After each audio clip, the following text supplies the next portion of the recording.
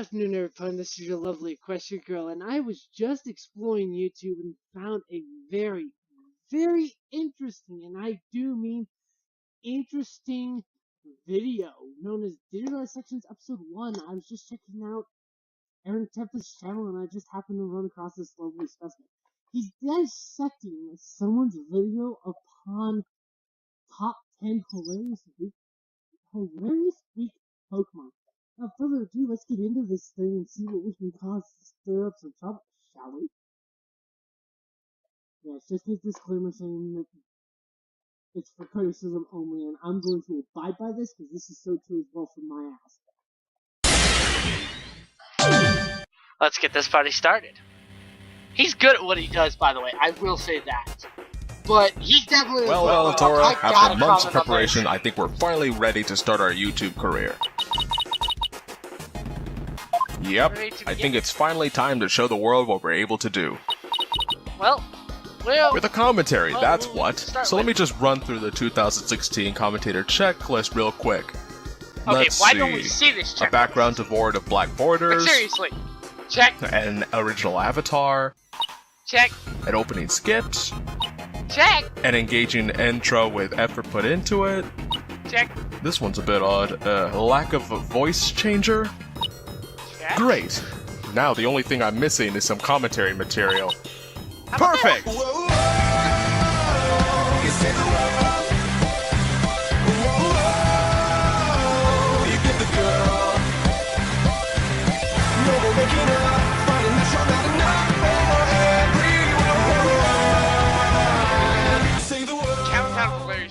Greetings, online travelers. I'm Aeron Tempest, and welcome to the first episode of Digital Dissections. Before we begin, allow me to introduce our current specimen.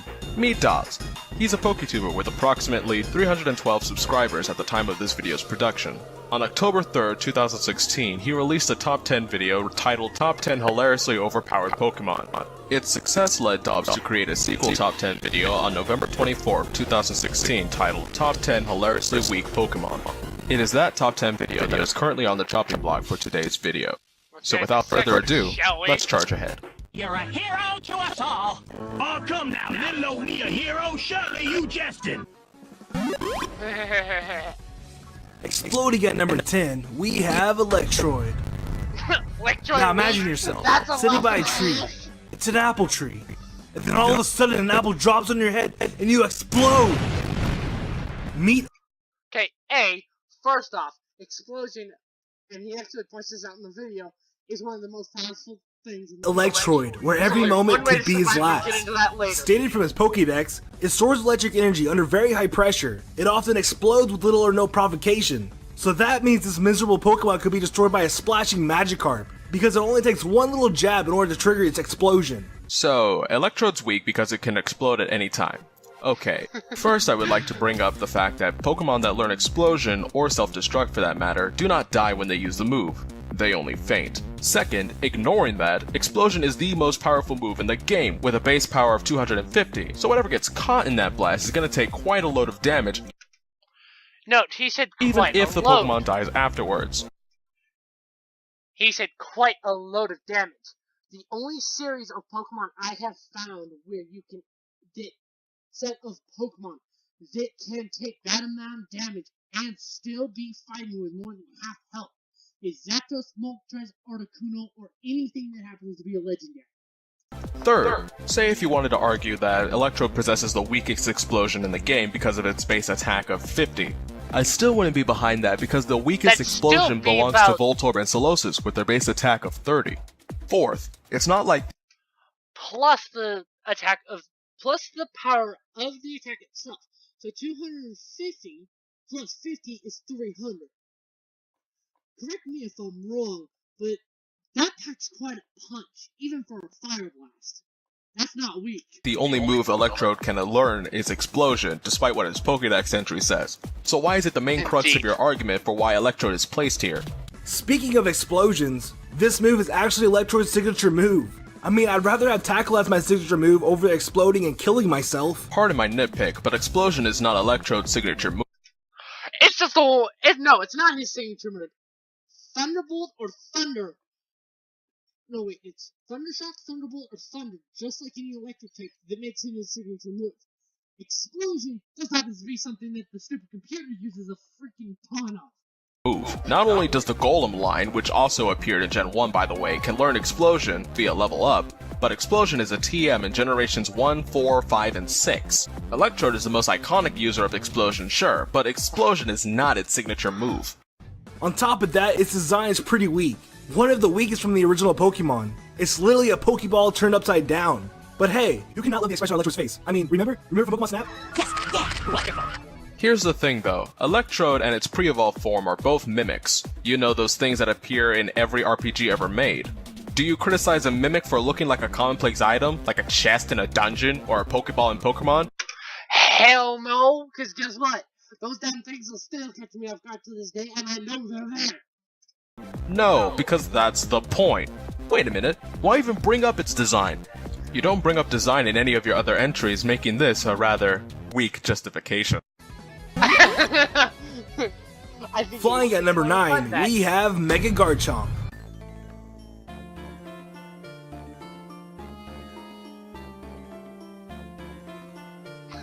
What? Now, of course, Garchomp is one of the strongest Pokemon in the competitive game, but Mega Garchomp, on the other hand, is what happens when you take a great Pokemon and make it mediocre at best. So if you claim that Mega Garchomp is mediocre at best when compared to Garchomp and Garchomp alone, mind you, how can you consider it hilariously weak on its own merits? More importantly... And another point on this countdown. When he flat says hilariously weak, the only hilarious weak Pokemon is Magikarp up until level 15. Other than that, there is no such thing as a weak Pokemon. Why is Mega Garchomp above Electrode? Seriously, you're implying that Mega Garchomp is weaker than Electrode, are you daft? When Garchomp Mega evolves, its speed stat gets lowered, from a great 102 to a slightly above average 92, which leaves it vulnerable to be revenge killed by Pokemon that would normally outspeed. Not to mention that there's loads of Pokemon out there with a base speed stat higher than 92, which leaves Mega Garchomp to a disadvantage. Oh. Okay, A, he just compared it to Zapdos. 2, he compared it to Arcanine. Did those... Yeah, no. Those are definitely speed killers for a reason. They were designed to give you an edge against ice type, dumbass! Honestly, I can't in good faith dismiss Mega Garchomp's massive attack buff and improved defenses just because of a 10-point reduction in speed. You know, he's got a point there. Attack skyrockets while speed deteriorates. I say it balances out. Surely speed's important, don't get me wrong, but it's not everything. Another thing that really puts a dent in Garchomp when it Mega evolves is that it loses a very useful ability, Rough Skin, and is replaced by a very situational ability called Sand Force, which is basically a life form that only works with ground, rock, and steel type moves, while being in a sandstorm. So in order for Mega Garchomp to be of any use, it needs to have a set up Pokemon like Tyranitar to help activate its ability. But the hilarity of this weakened Pokemon is that regular Garchomp holding a life orb actually slightly does more damage than Mega Garchomp, and on top of that it has better speed and a more useful ability. Let's say that Garchomp with a Life Orb deals slightly more damage than Mega Garchomp. Okay, he has a point there. Mega Let's see how this Garchomp goes. does slightly less damage, but that's all it is. A slight loss. And it doesn't lose 10% of its HP like Garchomp with a Life Orb would, meaning it has more longevity, especially when you factor in its increased bulk. Also, you need to take into account that under a Sandstorm, its ability gives it a bonus attack boost to Ground-type moves, which already has Stab, by the way, and Steel moves, which can help it deal with those pesky Fairy types. To put it simple, Mega Garchomp is a straight up downgrade to regular Garchomp, with only a very small niche while losing a very important speed stat, which is why some people think that Mega Garchomp is actually worse than Mega Ardino, but that's a topic for another video. I feel like Mega Garchomp is not a straight downgrade like you claim. No, it's just not. different. Speaking It's of Fairy gigantic types, Mega upgrade Garchomp and worse than something Mega that's Audino? just Are you extra joking? out. For a start, how can you compare the two? Mega Garchomp serves as a wall breaker, and Mega Audino serves best as an offensive or defensive pit. Basically, it takes the whole strategy back in of Pokemon and puts it back to its core aspects. What type are you facing, and what type do you need to be using it against? You can't just throw a Pokemon out there and expect it to win every time you go, can you? Even then, comparing them seems a bit silly, since you're arguing a Pokemon with a base stat total of 700 is weaker than a Pokemon with a base stat total of 545. Finally, now that explains why you put Garchomp above Electrode. You know, he's got a point there, and as for number 8, I can only imagine what he's stuck down there. Teleporting you at number 8, we have Sabrina Zabra from Pokemon Yellow. Fuck this one! It's a bitch to catch, and it becomes a royal powerhouse. No wonder it always ran from you in its basic form. Now this Abra is a straight up failure because it sets up Sabrina's team for a disaster. The only two moves this Abra knows is teleport and flash, which doesn't impact the player. Okay, first off, before I let Aeron take this one, Abra, pain in the ass to catch. 2, when fighting Sabrina, flash 4 times will guarantee a miss 90% of the time. So the fact that he says it's a bad setup, she'll use flash 95% of her attacks with Abra. Hardly ever uses teleport. That's what that means. 95% of your Pokemon are going to get flashed so much you won't be able to hit shit At all. Now if you didn't know, there was a glitch back in Generation 1 where the item X accuracy not only improved your accuracy, but it gave you perfect accuracy. Knowing this, again, that item, back in Gen 1, it was a glitch in the game and you had to get the Cinnabar Island to activate it. In order to activate that glitch, you had to get the Cinnabar. In order to get the Cinnabar, guess what? You had to fucking beat Sabrina. you could bring all havoc with a Nidoking ignoring Horn Drill because you could literally one-hit everything that you came across that you outsped. Hold on a second. Why are you using Nidoking as an example here? If I'm not mistaken, he was on your hilariously overpowered list at number 8. Don't you think that using a Pokemon you consider to be hilariously overpowered is a bad idea to prove a Pokemon is incredibly weak? Again, another point made. Because Nidoking and Queen are both incredibly strong Pokemon. If you pit them against Abra, it's a guaranteed Abra loss every time you turn around. So right there, he's already shot this one clean out of the water. That's like me saying, gosh, that Shinx is so weak, guys, it could be easily defeated by Mega Rayquaza. How pathetic. That is true. Rayquaza's a legendary and can wreck shit. There's only 2 other Pokemon that can actually take it on, and it comes in a set of 4. Believe it or not, Groudon, Kyogre, Deoxys, and Rayquaza are all 1 generation set. Kazbam! Now getting back to Sabrina, it is well known that her Pokemon are pretty fast, so Horn Drill would have no effect. To bypass this, you have to do absolutely nothing because Sabrina will allow you to set up because for some reason she decides to use Abra as her starting Pokemon. Just give her Nidoking a couple XPs and that X accuracy, and you're all set to get the easiest gym badge you will ever receive. Alright, let's examine your scenario. Okay, easiest gym badge my ass. Again, you have to beat Sabrina to get to Cinnabar to activate the glitch. Don't give me that easiest gym badge bullshit. A bit further. You're getting onto Abra's case for an element outside its control, the player's X accuracy exploit for one-hit KO moves and the X speeds. I love this. This exploit is considered a game breaker. The Abra cannot be that weak since a broken mechanic was used to defeat it. Meaning that even with this little game breaker of yours, you still have to do a little bit of work to sweep the team with one-hit KO moves. I think your scenario would be better if you just omitted Nidoking and replaced it with a Pokemon with stat-boosting moves that could then be used to sweep the team, showcasing how weak Abra is without using cheap exploits. Oh, I don't know, maybe like Sound Attack? Actually, now that I think about it, why isn't Sabrina's Abra higher on the list, since it's incapable of doing any sort of damage to the player, unlike anything else on this list? The worst it can do is waste the player's PP since it can spam Flash. So what gives? And just in general, Abra is a pretty weak Pokemon, because it can only learn Teleport. I mean, Magikarp can learn more moves of this Pokemon naturally by leveling up. Wrong. You can actually teach Abra Psybeam, Psychic, and a few others in the same generation. Psybeam, as far as I know, is one of the strongest Psychic attacks, and Psychic is the strongest. I don't know what he's been smoking lately. Not until it evolves at level 16 does it become a viable Pokemon. But in order to even get to that point, you need to babysit it with an XP share, which can be tough because you usually don't receive an XP share until later in the game. Excuse me, I believe this segment is on Sabrina's Abra from Pokemon Yellow, not Abra in general. Okay. Yeah, Maybe he should have been more clear before letting Aeron have his video. Before posting this video, I should say. It may be true that Magikarp learns more moves by leveling up, but you forgot one thing. TMs exist. Abra knows far more TM moves than Magikarp's grand total of none. He's got a point, but yet, once again, Magikarp turns into Gyarados. That in itself gives it a massive power boost, so Aeron, I'm afraid right now you've got the point, but I just made a better one. Furthermore, for a first stage evolution in Gen 1, that special of 105 is nothing to sneeze at. Ignoring TMs, you don't need an EXP share to evolve it, just switch out Abra and let it get half the experience points like you would do for any other Pokemon before getting the EXP share. Oh, I don't know, like a level 5 Magikarp when you learn that doesn't know anything but Splash. Really? I can at least teach Abra Psybeam when I first get it! Share.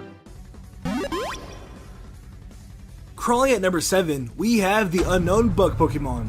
Wait, who? What? Where? Why? Now, in the very first chapter of the original Pokemon Pocket Monsters manga, Red and his new Pokemon, Clefairy, come across a group of wild Pokemon including the legendary Mewtwo. Mewtwo and his gang of wild Pokemon taunt Red by calling them weaklings. In order to defend his honor, Red orders Clefairy to attack one of the nearby bug Pokemon. It seems that it only takes Clefairy one attack to defeat this unknown Pokemon, which allows Red to capture it. Now, according to Bubblepedia, the only known information about this Pokemon is that it's supposedly very weak. Which is kind of funny because even Magikarp has more recorded information on it besides being very weak. So what I've gathered... Okay, so, before I let Aeron could do his thing, all it says is it's very weak. Okay, what attack does it? What type is it?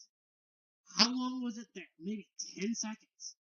You have no idea just how long it is, and this is coming from a manga. You probably only see it one time. So, how in the hell are we supposed to determine whether it's weak or not when we don't know anything about it? is that it has little data regarding it, but it's apparently very weak from the little data that was recorded. So how can you quantify this Pokemon's weakness in comparison to other Pokemon on this list? Looks can be deceiving after all. I mean, if a Pachirisu can tank a Draco Meteor, I think writing Pokemon off based off of... Thank you! I don't think I could have explained that any better myself. limited data is not a good idea. Heck, for all we know, this unknown bug Pokemon could be one of those newfangled Ultra Beasts I'm hearing. Aeron has not finished Sun and Moon in the 0% chance it is an Ultra Beast. Do not inform him in the comment section. Hearing about. Considering what you put on the list later, I feel like I'm gonna have a hard time believing that the Pokemon after are gonna be weaker than this choice. We win! Remember, with Pokemon, you can't predict anything! Climbing Thank you, Ash! at number 6, we have the old Trico from the Pokemon anime. Now, in the Pokemon Advanced Generation series, in episode 7, Ash and his friends come across a Trico colony led by an old-looking Trico. This Trico had wrinkles and a hunched back, along with all the key factors of being an old Pokemon. With this, it brings up an interesting question. Does evolution not relate to the aging process of a Pokemon? Ash actually catches one of the Tricos from the same colony and eventually evolves it into a Sceptile, which indirectly disproves the connection between age and evolution. Wrong. Age and evolution do not go hand in hand. The age of a Pokemon is not determined by evolution. Evolution is a course of battles, experience gained, and trainer willingness to work with that Pokemon. So therefore, he's misidentifying evolution right there. Evolution is not consistent to Pokemon age. So really, what's the deal with this old Trico? Along with that, what's the point of evolution if it's not an aging process? What's the point of evolution if it's not an aging process? To make Pokemon stronger? I don't know. Even if it wasn't, when was it ever implied that evolution comes with age alone? There are so many different methods of evolving Pokemon, stones, trading, happiness, being held upside down, that you would be hard-pressed to claim that aging is the sole factor of evolving. And that's before we start getting into how Mega Evolutions work. The only conclusion that I can come up with is that this Trico, which is so weak that it... Uncommon and Mega Evolutions. That takes a specialized stone, something from the trainer and Pokemon synchronizing all at the same time. I'm not going to get into great details because I don't know much about it. But it just adds a whole nother mess of equations and don't even get me into subtraits. wasn't ever able to reach a level of evolution, kind of like Yamcha from Dragon Ball Z. But anyways, it's kind of sad because the Trico that Ash catches literally evolves twice within a few months of being caught. Maybe it's just a biological instinct to help a Pokemon defend itself when fighting predators. I mean, some Pokemon can shoot hyper beams out of their mouths after all, but apparently this Trico was just so weak that it couldn't evolve, which is why I put him at number 6 for this list. You are basing this off an assumption. May I remind you... Okay, A, assumption is right. 2, I wouldn't necessarily use the word assumption. He was putting it nicely. 2, you're blowing smoke at your ass. 3, on that point that the Trico was too weak to evolve, actually no. In the manga, and I've actually seen this, it had more battle scars than anything. Therefore, that would mean it was the strongest Trico out of that group. I don't think that classifies as a weak Pokemon. Do you? that pre-evolved Pokemon tend to learn moves before their fully evolved counterparts, so that Elder Trico might be packing some powerful moves in its arsenal. Oh, I don't know, like a hyperdrive to Sea Bullet. Bullet Seed. Not around. The only move that Trico can learn via level up that's worth having is Gengar Drain. Even then, this is the anime. Bulbasaur, Whirlwind! Not only that, That is true! Bulbasaur using Whirlwind. Huh, I thought that was a flying move, not a grass move. this is the same anime that would later introduce the Thunder Plot Armor, so anything goes. Besides that, Oh yeah, with Pikachu and I think it was Pidgeotto? Don't quote me on that, I haven't seen that part of the series in a while. you're implying that Trico couldn't evolve because it was too weak to do so. Well, one could argue that it didn't want to evolve. Maybe it has an Everstone hidden somewhere. Who knows? You surely don't, Mr. Assumption. Looks like a Jigglypuff. Floating at number 5, we have Jigglypuff from Smash Bros. 4. Now, most Smash 4 tier lists, Jigglypuff usually finds herself as the worst ranked character in the game. First off, I don't think placing a Pokemon from a fighting game for being the lowest on the tier list in that game is a very strong argument. I have literally taken Peach, one of the most weakest players in the game, and beat veterans with her. A, doesn't count. 2, it's Smash Bros. 3, those games literally have anything goes. Goes without saying that tier lists are not official and change over time. Besides, how can you compare the weakness of a playable character in a fighting game to the weaknesses of a Pokemon in, say, the anime or the manga, when you have to take into account player skill, their playstyle, and dumb luck? You know, there is a Pokemon that you could consider to be hilariously weak in Smash that doesn't appear on this list. You know who it is? Goldeen. It literally can't do any damage. You even joked about Goldeen in your intro. Yeah, this entry might have proved that Jigglypuff may be weak compared to the other fighters, but is it weaker than a Pokemon that cannot do any damage? Unless it is in water.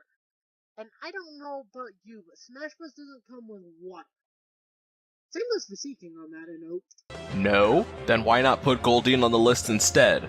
Speaking of which, how is Jigglypuff weaker than Sabrina's Abra? You know, that is a very good point.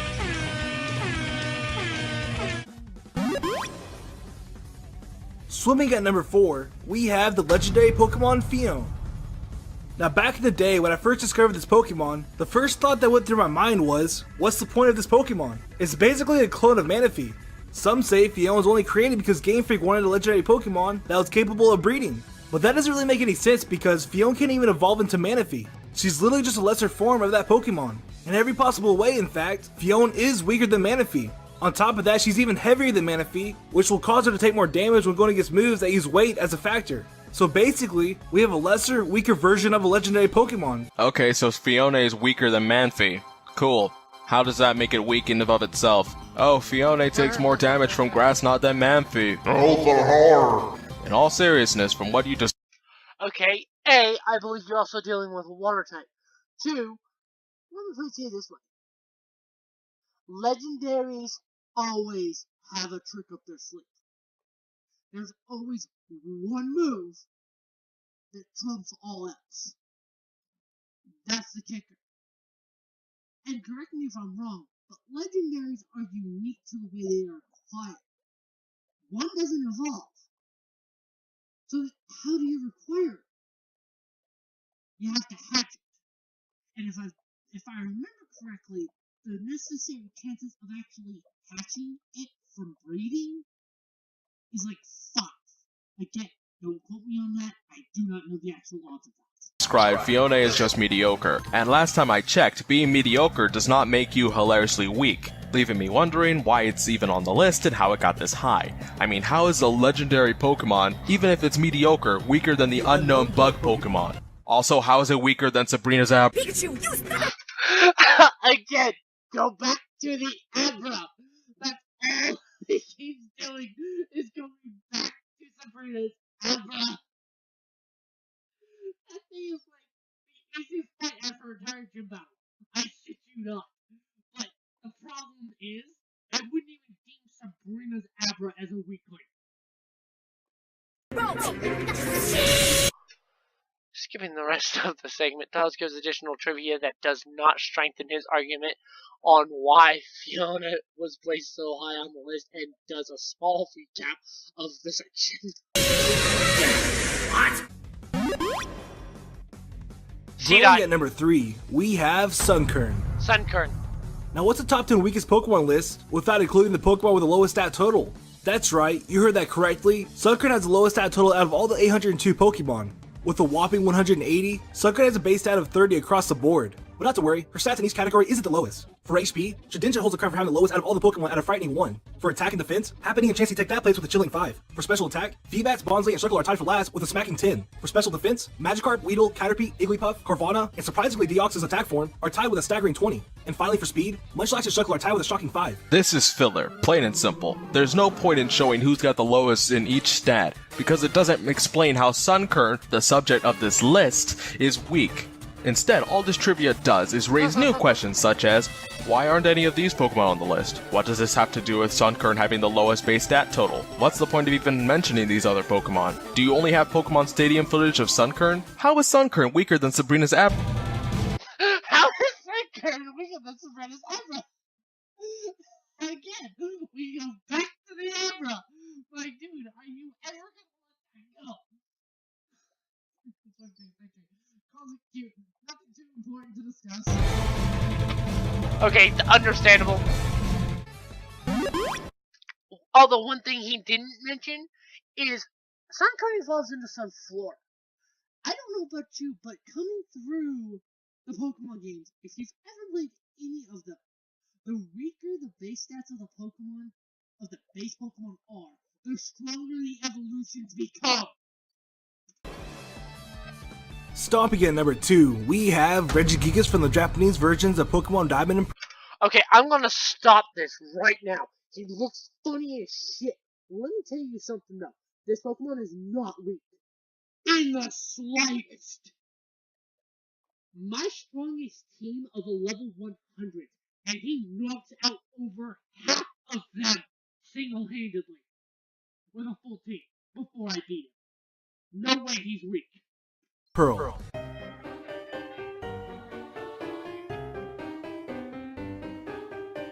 Again with this, yeah. Fatal exception has occurred. The current case will return as a key has control of like the reason you created. You lose any unsaved information in all applications from ATG to continue. I think he just had enough meltdown on the hardware. Now, like we all know, Regigigas is the trio master of the 3 Regis of the Hoenn region. Tied for 10th for having the highest base stat total out of all the Pokemon, one would think that this trio master is a force not to be reckoned with. That's until you find out about Slow Start, the complete nerf of this monster. Slow Start is unfortunately Regigigas' signature ability, which cuts his attack and speed for 5 turns. On top of that, Regigigas was purposely not given Protect so that the trainer couldn't avoid 3 out of the 5 turns of being hit. Even with his insane nerf, Regigigas only has Drain Punch for self-healing, which is a really tough move to utilize with Slow Start when in a singles battle. Okay, again, he's got footage of him paralyzing it within the first turn. You let those 5 turns go, this goes away. Why would you paralyze him? So he can't move. The minute he's 5 turns passes, this is what I'm getting at. He goes apeshit. You have 5 turns to destroy him before he wrecks your day. And granted, I went up against him level 100. You're probably wondering why I said the Japanese version of Diamond and Pearl, specifically when counting down this list. According to the Bubblepedia, in the Japanese versions of Diamond and Pearl, Regigigas stat changes from Slow Start would not change even when the moves like Skill Swap or Warrior Seed was used, which put a huge handicap on this trio master. Oh no, you're stuck with Regigigas' Slow Start debuff in that particular version. There are still methods around it. For example, give Regigigas some leftovers, use Substitute, spam Double Team, and voila! If you don't want to be total cancer, get rid of Double Team and just... Or if you want to avoid using moves banned from... Baton Pass, Cosmic Power, and Rock Polish onto it. Or you could use Thunder Wave, Confused Ray, or Toxic to give your opponent a hard time during those first 5 turns. I may not be in the competitive scene all that much, but I don't think Regigigas is impossible to work around. I mean, after all, Pachirisu won a tournament. Not surprisingly, it was confirmed by the developers that slow start was an attempt to balancing out Regigigas. In terms of the Pokemon lore, there really isn't any history on how Regigigas obtained this ability. But not to worry, if you're curious on how you obtain slow start, I did a storytelling video on how Regigigas could have obtained this ability. Just check out the video shown on the screen now or down below in the description. Actually, there is an in-game reason why Regigigas would have slow start as an ability. Consider where you typically find Regigigas, either immobilized as a statue in a temple or a cave for who knows how long. Suddenly awakening Regigigas from such a long period of immobilization would cause it to take some time for it to get going, wouldn't you think? Also, get your irrelevant plugs out of here right now. There are children present in this vicinity. Now, if you'll excuse me. Hey there, ladies and gentlemen. If you would like to check out my DeviantArt page where I post absolutely nothing of importance, then you can do so by checking out this annotation right here. But anyways, for the fact that Regigigas literally had the same attack as Pikachu for 5 turns, I chose Regigigas for number 2 on this list. Hey, you know what has a lower base stat total than a Pikachu? Sunkern. And now he's gonna go off on Sunkern. And for number 1, the most hilariously weak Pokemon, in my opinion, is Pichu from Super Smash Bros. Melee.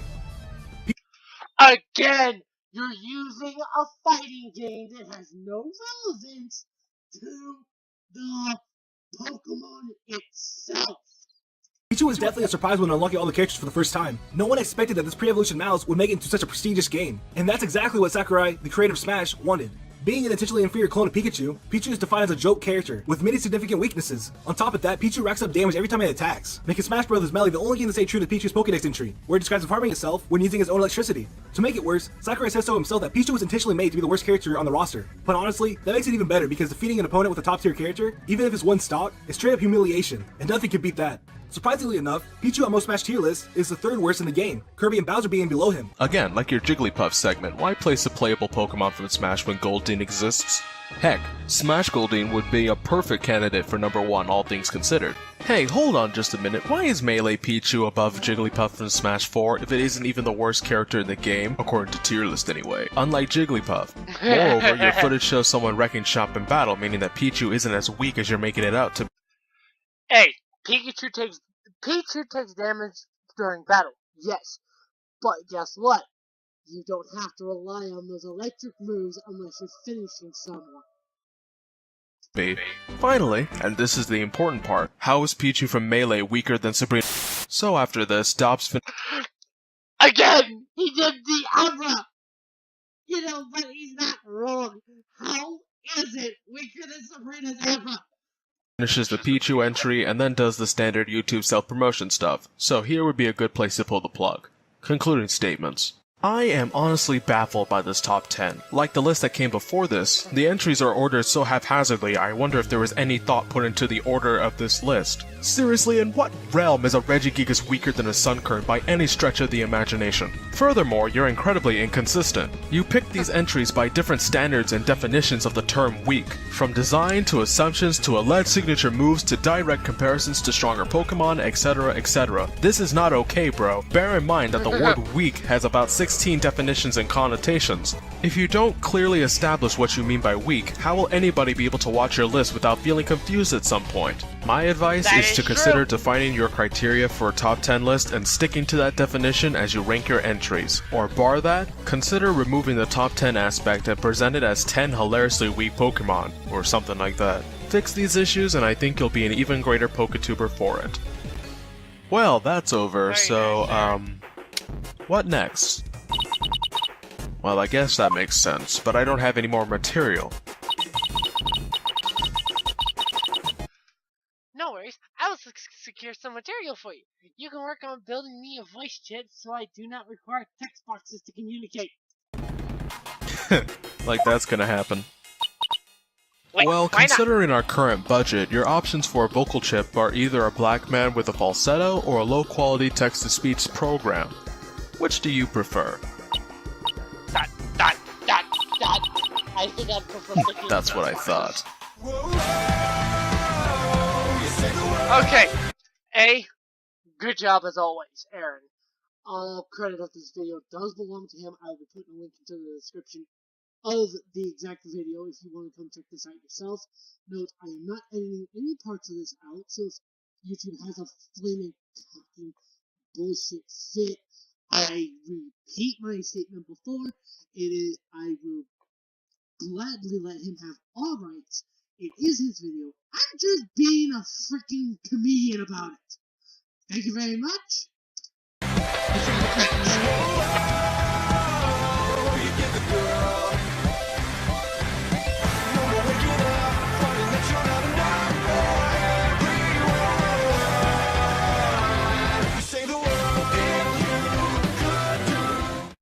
Hello again, welcome to the part of the video where I shamelessly plug my stuff. If you like this video and want to continue following my content, consider subscribing and hitting that notification bell. I also have a DeviantArt page which can be found right here. Since this is my first outing, I would appreciate it if you'd left me feedback in the comment section below, or a commentary if you so choose. How else will I improve? Thanks again for watching, and until next time, I bid you farewell. Good job, Aeron. I've only got one thing to say. Try not to repeat yourself too many times with the aberrant sun curtain again.